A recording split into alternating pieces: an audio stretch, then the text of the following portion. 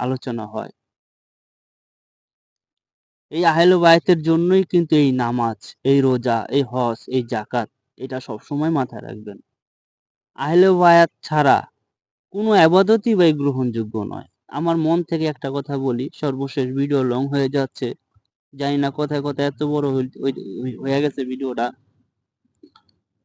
যখন আমি নামাজ পড়ি, আমি ব্যক্তিগতভাবে এখানে একটা কথা বলি। জানি না এটা বলাটা ঠিক হবে কিনা বা মানুষ কি মনে করে এটা আমি জানি না। আজান দিয়া দিচ্ছে, আমি শেষ করে দিব।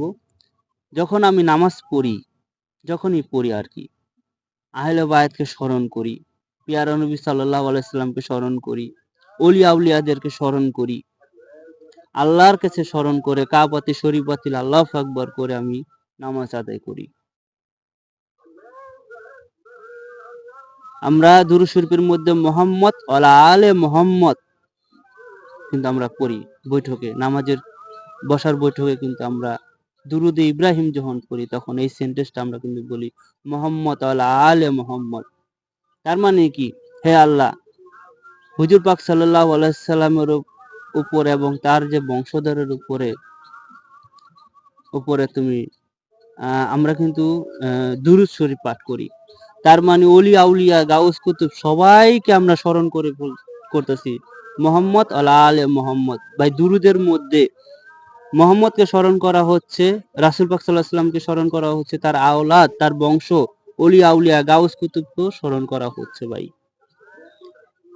তা আমি এতটুকুই দলিলটা দিলাম, ওয়ালা আলে মুহাম্মদের মধ্যে সকল অলি আউলিয়াদের নবীজির বংশধরদের মধ্যে নামাজের বৈঠকে স্মরণ করা হচ্ছে।